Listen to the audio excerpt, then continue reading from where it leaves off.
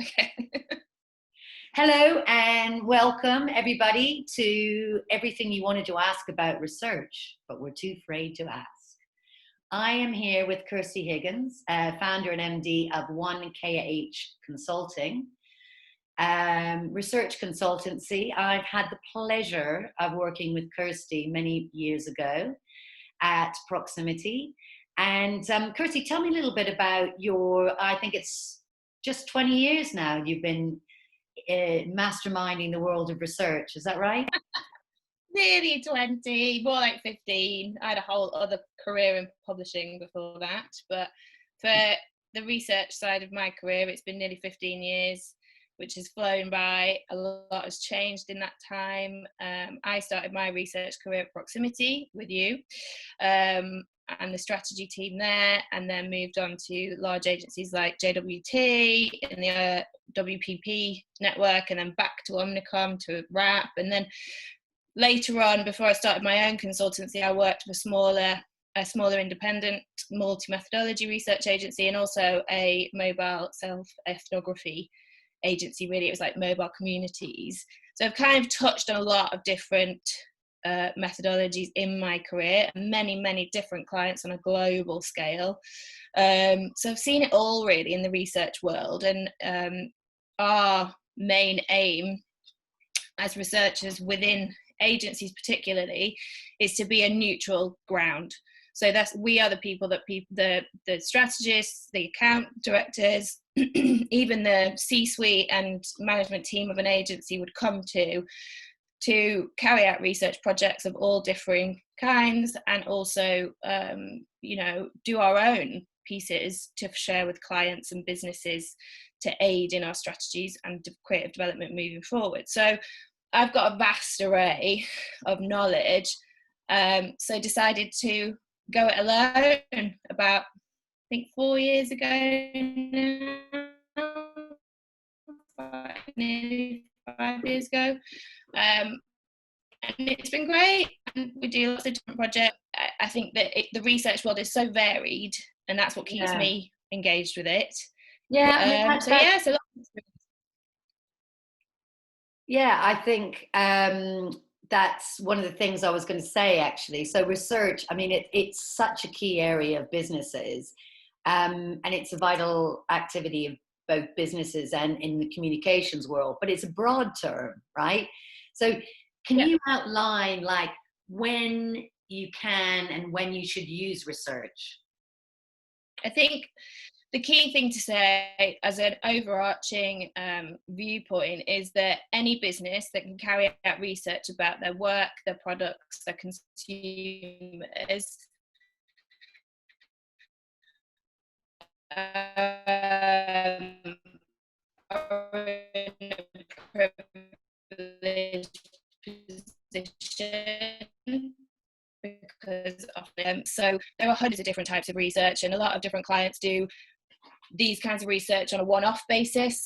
It can be an ongoing research project, which is one of the things that I did used to set up quite frequently for clients, because we do a lot of tracking. So you've got things like business proposition, concept testing, strategy testing, creative testing. You've got brand analysis, competitor analysis, new product development, very important when you're creating a new product or brand or service, that you understand the people that you're actually trying to aim towards, those who will be engaged, those who won't be engaged. It's often you want to look at prospecting as well, so people you think might not be engaged with your concept, product, brand, creative development, you can find out that they actually are, which broadens your delivery and engagement with consumers. You've got things like tracking. Often many large companies will track how their brand is perceived and received over quarterly periods, twice a year, monthly. There's all sorts of research that's going on in the background for brands and businesses that many people don't even know is happening, but they use that data along with the data that they collect themselves from consumers to enhance and develop their brands and products moving forward. So there's so many different ways you can Yeah. use research, and you can spend as little or as much as you want. Yeah. I mean, that's pretty interesting. I mean, that's great to know the specific ways that it's used, as you say, and there's actually a lot of research is done that people aren't even aware of. And I guess businesses are using it to sort of keep a check-in on, I guess, the brand health, I suppose, aren't they? Yeah, the brand health, and also what's going on in the consumer environment. So what is impacting us? And obviously right now we're very aware of the fact that COVID-19 has had a huge impact on consumer behavior, and smart brands started tracking that as soon as that became an issue, because that has changed the way consumers buy, engage, how they live their lives. And not only that, before that in the UK, we obviously had Brexit. That was having a huge impact. So your economic and cultural environments should be tracked in order for brands to stay current and relevant. And it is worth the investment for sure, even if it is just keeping a track on what's being written with secondary research, and then diving deeper into bespoke qualitative and quantitative research. Oh, but so we've got all that as well. So we've got different levels of research. Okay, stop right there, because that's one of those things. So research, then you talk about research, and then you hear about data, secondary research, primary research, qualitative, quantitative, ethnography, opinion polls. I mean, there's all these words. So you're looking at research, and then once you delve into it, you know why you're going to do it. And then it's like, what methods am I going to use? And like, do I do one of them? Do I do all of them? How do I do in the order? What's the combination? I mean, like, talk to us about that, because that's really, really key to know what to do next. Yeah, and I've got to be honest, I take a view personally in my business that all research projects are bespoke to that client. Yes, I can go out and look for secondary research and information and even data that's been published, but I'm going to just bring up a quick slide, because I think when it comes to order, there's never a right or wrong way in research, but there is an order that will help to build a foundation and then eventually get you to the insight. So let me just share this quick slide of my research pyramid. This is how I look at a brief, and let me just share this with you quickly. So can you see that pyramid? Yes, I can. Thank you. Okay, so often secondary research is also referred to desk research. So that is all the published content that you can get your hands on as a researcher, whether you work for an agency or a brand that actually buys in secondary research, i.e. research reports from a Mintel or a Data Monitor or Euromonitor, whatever it is. And then, news articles, academic papers, even, annual reports of a company, whatever you can get your hands on in the first instance. And that is a vast amount of knowledge, really. There's so much out there now on the internet, and through various tools and programs that you can buy in. So that's your secondary research, which is obviously referred to as well as desk research, because you sat at your desk and you're trying to find as much as you can. Yeah. Then you move up to your primary research, which is qualitative and quantitative. It's amazing how many people get those two mixed up still. So I always try and talk about qualitative and quantitative definitions in the sound of the word. So your qualitative research is quite a soft word. It's about people, it's about understanding. It's a smaller group of people who are going to give you rich insights in various methodologies, from focus groups to creative workshops to mobile ethnography, etc. Qualitative is that smaller group of people. It's softer, it's more to do with feelings and attitudes and behaviors, and you can delve very deeply into that. Quantitative research is a harder word, and it's harder research. It's about numbers, it's about statistics and backing up thinking by asking questions that are going to get you percentages and numbers from a much larger group of people. Right. So often online surveys. And then once you've done your secondary research and you've chosen to either do qual or quant or a combination of both, and the order of which is still a debate always. Some clients prefer to do qualitative research first. If they don't know anything or very little, they'll get some starters for 10 from a smaller group of people to then take to a much larger group of people, whether that's nationally representative, very specific target groups, and ask a bigger group of people and respondents the questions to get their stats to back up what they've heard in their qual. Right. And then often, ideally, you'd delve back into the stats and do some more qual. So really, your secondary research is your big foundation, and really it is ongoing through that pyramid, because things are constantly being published, particularly at the moment with COVID. A lot of big research agencies are constantly churning out reports that they are funding and sharing the results of.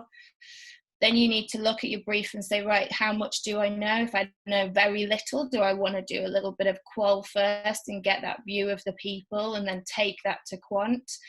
And then it's a test and learn situation. And whatever you get, whether it's verbatim, quotes, statistics, that's all your data.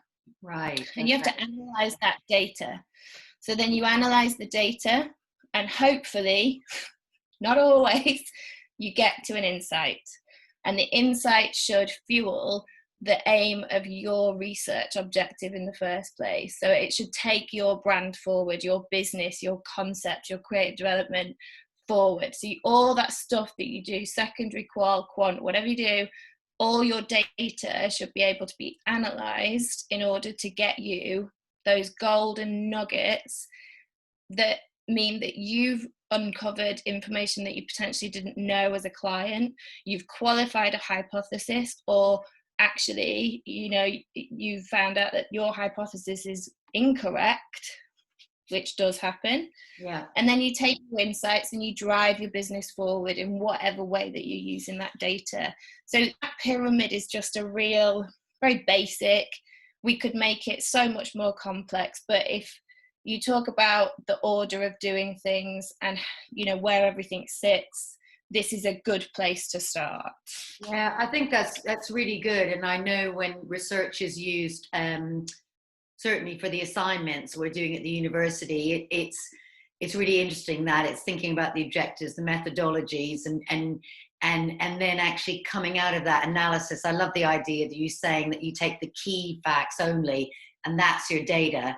Because there's a temptation to bring everything forward, but you need to find the key data that allows you to shape your business, make some conclusions, determine next steps, like I need to get more information on it. I'm not sure about the viability or the likability of my product or idea. And so, as you say, it's sort of iterative. Then that pyramid almost can start again, or you could start absolutely stage and keep feeding. Yeah. So for me, my attitude to research also is that it is a test and learn scenario. Yeah. Now, when you don't really think about your brief and you don't actually think about your end objectives, you can spend a lot of money on research, because it's not cheap, a lot of research, you know.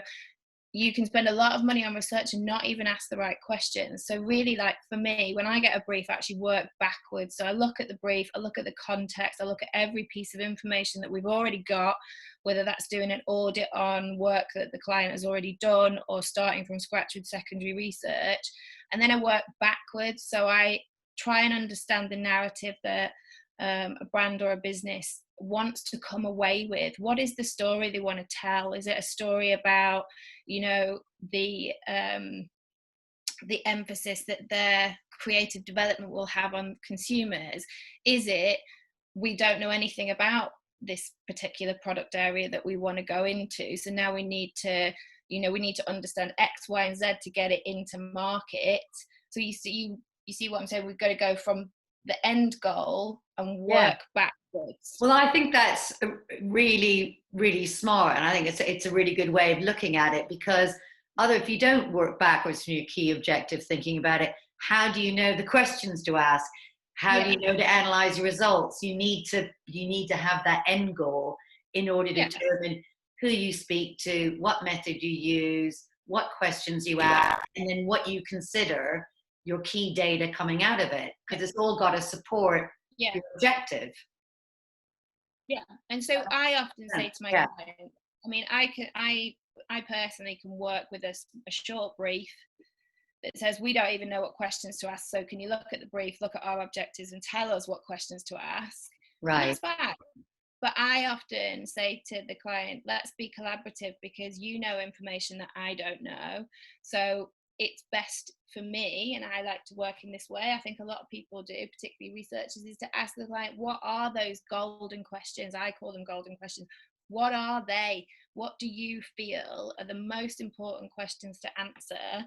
Give those to me and I will rework them and make sure that there is a narrative flow and that we are hitting those data points, whether that's in qualitative through a discussion, interviews, etc., ethnography, or whether that is through a survey where there's no room for maneuver, because once your survey is in field, if you've not asked the right questions, it's too late. You can't change it halfway through, which is also a common misconception, that if the questions aren't being answered correctly, can we just stop and pause the survey and put something else in?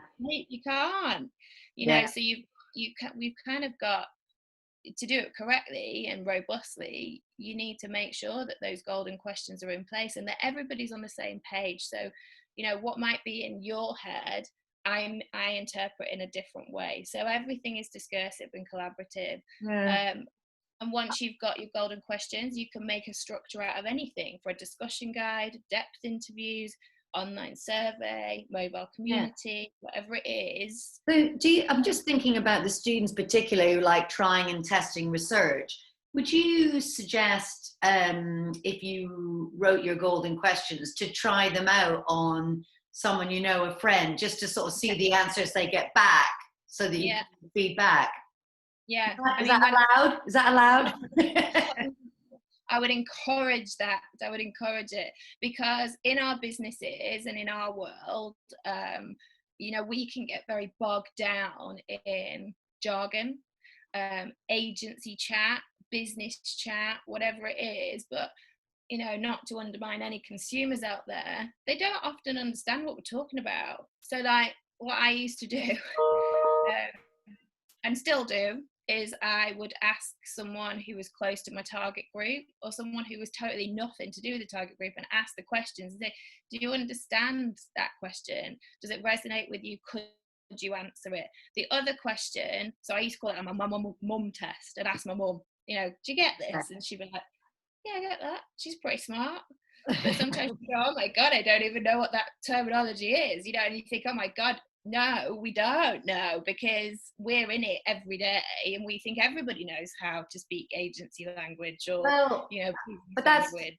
But that's a really good point as well. And I know that when the students are working on the final major projects and you've got a passion, an idea you want to launch, you're so steeped in it yourself that you almost need to move yourself one step back to say, you've had your head in secondary research and literary review, reviewing literature and stuff like that, that actually what you need to do is move back and say, these people you're talking to know nothing about your idea. So just make sure you're not sort of leaping in 2/3 of the way through. And that's how you build your narrative. So that's when you've got to take a step back, and obviously researchers are this neutral ground who will look at a brief and potentially pick it apart, and you've got to be quite brave to do that, because when a client or a business or the students are, as you say, immersed in their idea and they believe in it, which you want a business, a brand, whether you're a student or not, you want to believe in your idea, but you also have to be open to the fact that you may be so in love with your idea that you've lost sight of the fact that some people are not going to be in love with your idea. Right. So you can't make assumptions, is what I'm trying to say. Well, that brings me on to the other one that I really, really want to ask is, we talked about budgets, and I know that's something separately. There are ways of doing things using your friends and using SurveyMonkey and things to do some of it. But one of the key things, and we haven't gone on to it, but one of the key elements to the success of a focus group, which I know a lot of people use, is the moderator, and that's a really important skill. So can you moderate your own research focus group to cut back on costs? You have to be a certain type of person, I would say, to be Right. diplomatic about it.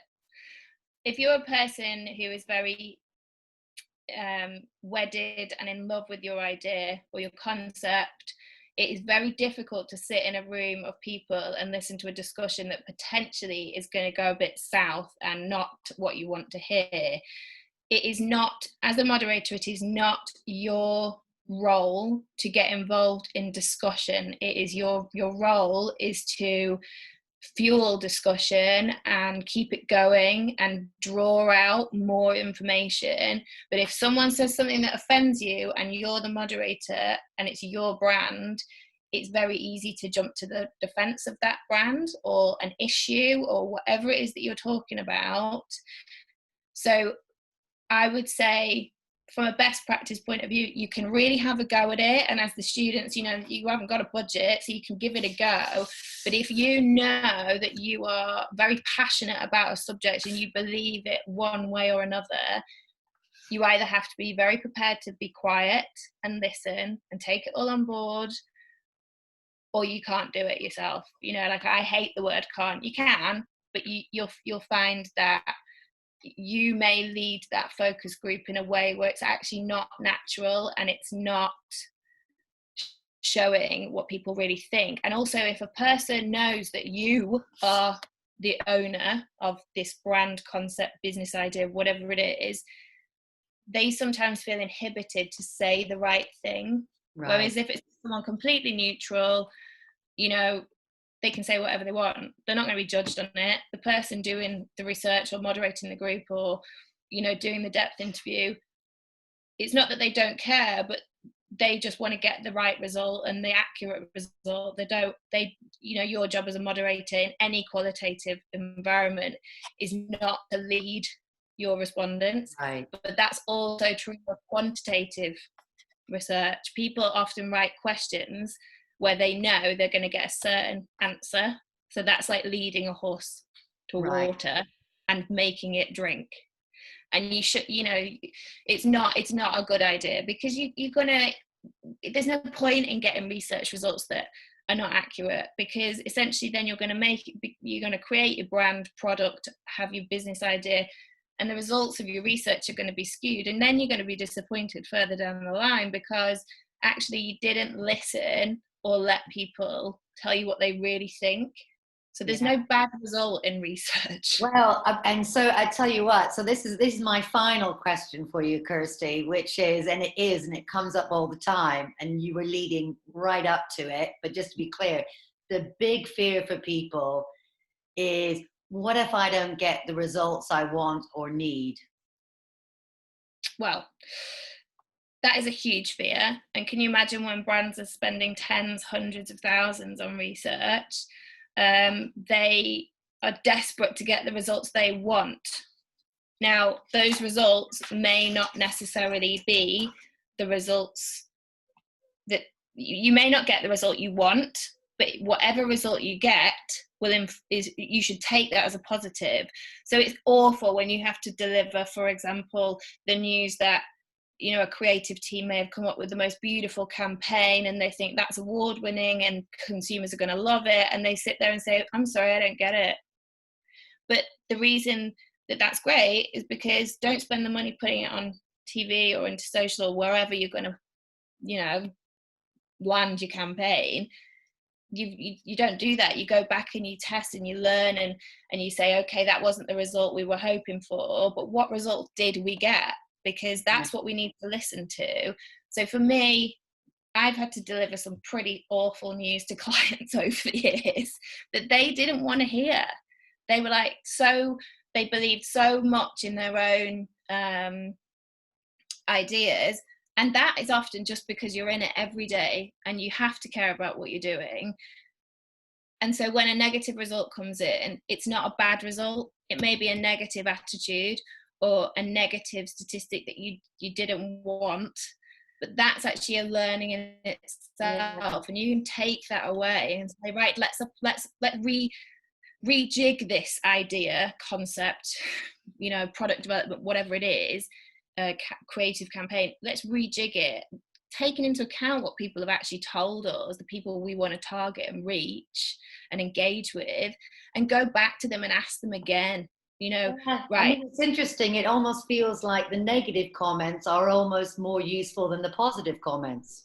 They often can be. Yeah. And also when they're consistent. So what is lovely about research is, even if it's a negative result, so for example, as basic as, do you like this brand? Would you buy this brand? And everyone's like, no. Not everyone will be like, no. But the people that then you ask them why. Like, never forget the why in research, because if they just go, nah, I don't want it, what can you do with that? Because you haven't asked the next question, which is, well, why do you say that? Why do you feel that? Can you tell us a bit more about, why that thing that we're testing makes you feel that way? And that's when you get your real nuggets of insight. You can get the better insight sometimes from the more negative results, because then you flip it on its head and you say, okay, well, we know we need to go away and work on that and change this, that, and the other, X, Y, and Z. And we'll come back and we'll offer it again and see if we've done a better job this time. You have to be a bit humble. I think that's the key. And it is really difficult for businesses and brands and students who are wedded to ideas, because that's what you're encouraging. You want people to believe in their ideas, but you also want everybody to be open to the fact that sometimes, you need to change them or modify them, not even change them. But you don't ever usually need to you don't need to ditch them. You just need to be open to change and testing and learning constantly. And that's when brands are successful, when they are listening and asking questions of their consumers, because they actually care what those consumers think. Gosh, so that was a half hour of lots of stuff, and really, really good in terms of how you can research, when you use it. I love your research pyramid. It's a really great way of doing it, and just some of the questions of things to watch out, and things not to be frightened of. So I think our fears are really important. So I like the idea that don't be fearful of negative comments, that they're just as useful. So thank you very much, Kirsty, for your time. And joy, as always, having a conversation with you. Each time I talk to you, I learn more and more. So thank you for that. And thanks very much. Just go and do it. Go, have a go. Perfect. And thank you for that broadcast. I really appreciate it. Like, tons of useful information. So speak to you soon. Definitely. Take care.